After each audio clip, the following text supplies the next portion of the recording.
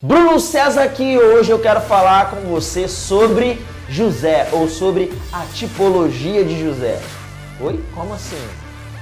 Deixa eu comentar com você alguma coisa, eu creio que pode te ajudar. Então, José é um personagem do Velho Testamento e nós encontramos muitas vezes nos personagens do Velho Testamento ou uma tipologia, ele é um tipo, está apontando para alguma coisa, ou alguns contextos até bem práticos que nós podemos extrair para a nossa vida. Quando eu olho para José, por exemplo, eu gosto de pensar na excelência e na fidelidade que ele tinha. José é um personagem que passou uma situação específica e ele continuou crendo naquilo que Deus tinha declarado sobre a vida dele e a visão que Deus tinha dado para ele em todo momento. José é alguém que tem um sonho e naquele sonho ele vê que ele está numa posição de governo, numa posição de reinando, inclusive sobre os seus irmãos, sobre a sua própria família. E esse sonho dele, as circunstâncias tentam abafar esse sonho dele, porque ele é vendido como escravo, ele vai servir na casa de Potifar como escravo, ele começa a prosperar ali, daqui a pouco é feito algo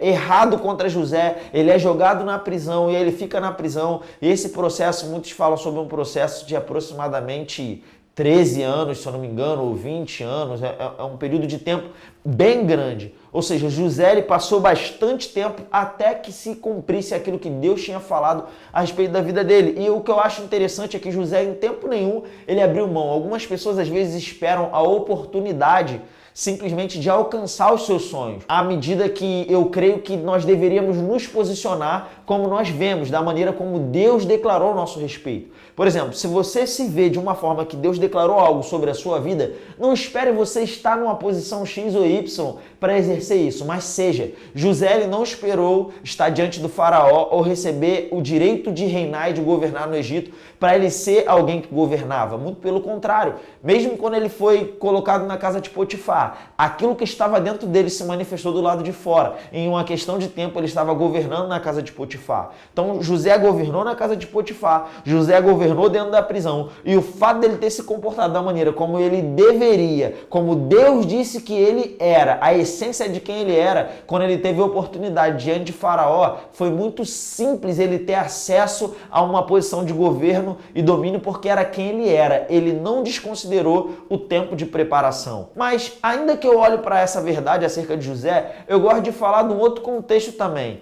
que é José, ele é um tipo do Senhor Jesus Cristo. E quando nós falamos de tipo, a gente precisa entender que um tipo é alguém que representa alguém ou alguma coisa. Por exemplo, nós temos a serpente no deserto, que é um tipo de Jesus.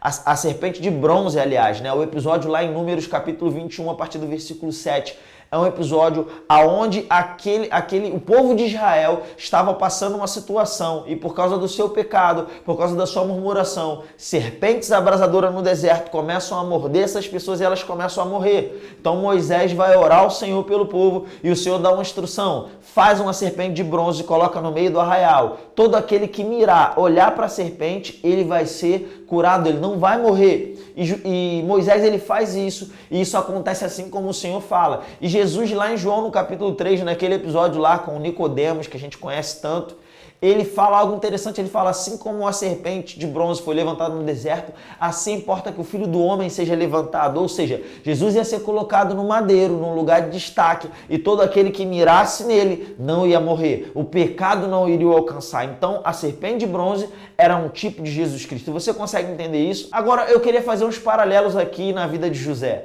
porque quando você olha para José, você percebe algumas coisas. Ele tinha uma promessa de reinar e de governar, assim como o Senhor Jesus Cristo, que ele é judeu, ele é descendente de Davi, e ele tem uma promessa de reinar sobre os seus, sobre o seu povo. A Bíblia diz: veio para o que era seu, mas os seus não receberam. Então, a todos quantos creram no seu nome, deu-lhes o poder de ser feitos filhos de Deus. Então perceba que Jesus ele tinha uma promessa de reinar sobre os seus irmãos, mas ele foi rejeitado pelos seus irmãos, assim como José. José ele foi rejeitado pelos seus irmãos, os seus irmãos fizeram chacota dele, ele tá o sonhador, pensa que vai reinar sobre a gente, ele foi vendido como escravo. Agora José, ele passa um tempo e depois desse tempo ele vai ser colocado como governador no Egito. E aí num período de grande tribulação, num período de grande fome, de grande miséria, os seus irmãos ou a nação de Israel, né, os filhos de Jacó, eles vão até o Egito pedir socorro para poder comprar mantimento, e lá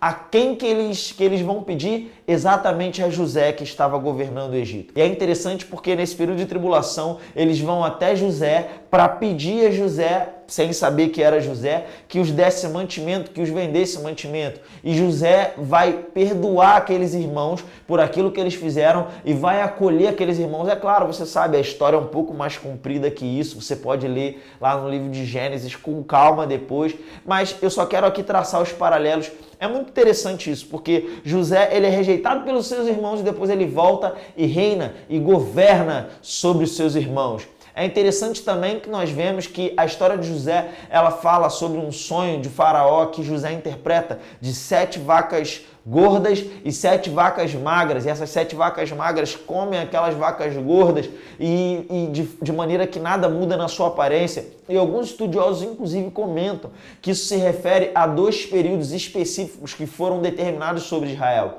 Um foi um período das 7 vacas gordas, um período de abundância, de bonança. Então, alguns estudiosos eles acreditam nisso, que essas 7 vacas gordas e essas 7 vacas magras representam períodos de 7 anos para Israel. 7 anos de abundância e 7 anos de escassez, que seria justamente o período de 7 anos, onde João Batista ficou 3 anos e meio anunciando, olha, arrependei-vos, o reino está chegando. E depois de mais 3 anos e meio, onde o próprio Senhor Jesus Cristo vai começar pregando, arrependei-vos, o reino está chegando, mas Israel rejeitou o reino. E agora nós temos o período de 7 vacas magras, ou 7 anos de escassez, onde vai haver a grande tribulação, onde Israel mais uma vez vai ter oportunidade de reconhecer Jesus Cristo como Senhor e Salvador, como o Messias prometido a Israel. E eu gosto dessa tipologia porque nós vemos a mão de Deus caminhando por toda a história,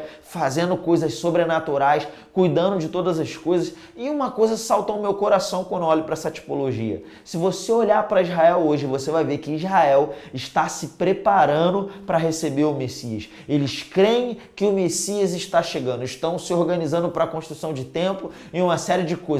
Toda a nação de Israel está se preparando para isso. E às vezes me assusta como pode Israel estar esperando o Messias com tanta expectativa e talvez a igreja não está esperando o Messias com tanta expectativa, porque se você parar para analisar, nós somos chamados a viver com a expectativa na volta de Jesus, sabe? José era uma tipologia de Jesus, e José, no final das contas, ele governou sobre os seus irmãos, pois assim será com o Senhor Jesus Cristo. O apóstolo Paulo, ele fala sobre isso lá em Romanos 11, que todo Israel vai ser salvo, porque virá de Sião o libertador, o Messias vai reinar, o nosso Senhor Jesus Cristo, ele vai voltar. Creia você isso, creia ou você não creia, independente do que você fizer ou deixar de fazer, Jesus Cristo está voltando, ele vai reinar sobre toda a terra, vai reinar sobre a nação de Israel. E você que estiver preparado, ligado, com o entendimento desses assuntos, cumprindo um propósito de Deus para a sua vida, correndo a sua carreira, saiba que você irá reinar com Ele. Então é isso, eu espero que você tenha aprendido algo nesse vídeo olhando para essa tipologia